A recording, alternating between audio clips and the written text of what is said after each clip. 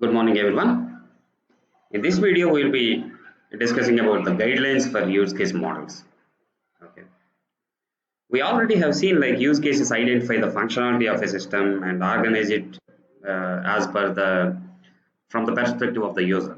Okay, so the complete system's functionality is divided into different use cases. Okay, how we actually organize them from the use case perspective, from the user's perspective. Traditionally, requirement lists were actually doing the same thing. Okay, but these things were including the functionality that is actually a little bit vague to the users. They were not complete in that sense. Okay. So they may also overlook some supporting functionality such as initialization, termination, etc. So in the use cases are complete, they were describing the complete transactions. Okay. And we were looking at all these error conditions, different preconditions, post conditions. We have seen all the things in detail in the last video. Okay. So the use cases are more or less complete, okay. Whereas these traditional requirements were missing some of this functionality, okay. So that's the difference between these use cases and then the traditional requirement list. However, we still have use of traditional requirement lists, okay. They still have some place for it, okay. So for example, like if you want to define some global constraints or some non-localized functionality of the complete system, requirements would be ideal place to put all things. Say for example, like think about the example like mean time to failure. Okay, so what would be the success rate? Say for example, like most of these systems need to have like 5 nines, so the system should be up and running 99.999 times. So that's an SLA which you describe. Where do you put that one? So we need to define them in the requirements, and then like which eventually has to be ensured into the system.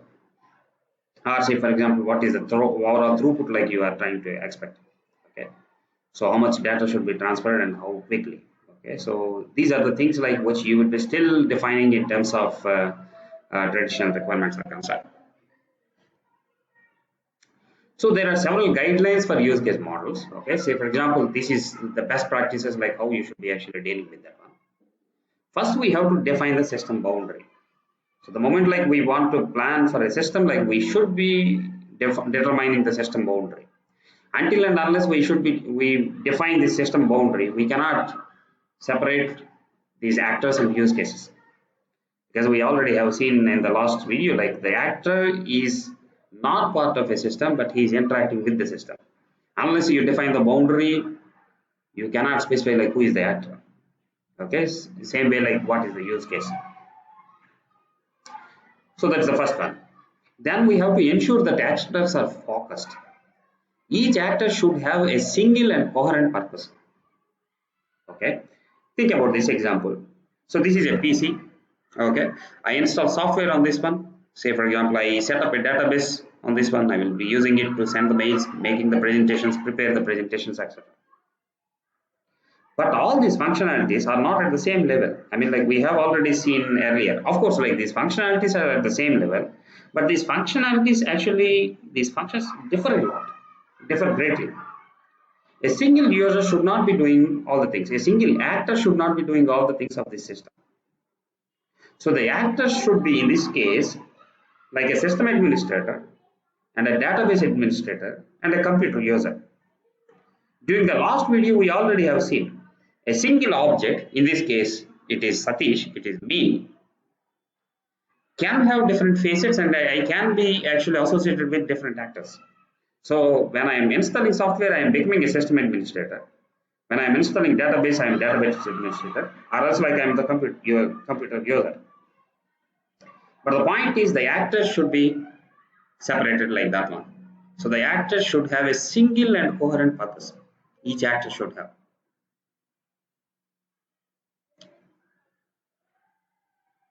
Then each use case must provide value to the users. Okay, say for example, think of an example. Okay, so if you define a use case like dial a phone number, what's the purpose of it? It's not a good use case. Alternatively, you have to define a use case something like make a telephone call, which actually deals with like dialing the numbers, okay, making the phone call, and then you actually terminate the call. By dealing with these sort of complete use cases, we focus on the purpose of the functionality rather than just jumping to the implementation details. Implementation details come a little bit later. Okay, so in the original descriptions of the use cases, like you don't have to really worry about all these implementation details. Okay, we mainly have to focus on the purpose of the functionality. Okay, that's about use case must provide value to the users. Then we have to relate use cases and actors as well. Each use case should have at least one actor, and every actor should participate in at least one use case. Until and unless you should be able to define those things, those relations, those use cases or actors are just dangling around. Of course, like a single use case can have multiple actors interacting with it, and at the same time, like an actor can interact with, can participate in multiple use cases. It's also possible, but then like there should be at least one from both ends. Okay, that's about use cases, and we have to relate use cases and actors. We must remember one thing: use cases are informal. They were never intended for formal mechanism. Okay, they are made. Their main purpose is to a way to identify and organize the system functionality from the user-centered point of view. Okay, so while defining the use cases, we can start with a little bit loose at first. Okay, so we just define the functionality. Okay, so as these things are progressing, we can later expand these use cases and also like map them to the implementation details. We can say, for example, originally you define the functionality, then yes, you refine that, you will be seeing all the error cases and extra conditions, other sequences of messages, etc. You can actually expand that, and while you are expanding, you can actually map them to the implementation. But you will not begin it with this sort of implementation details. Just like the classes and everything, use cases can also be structured.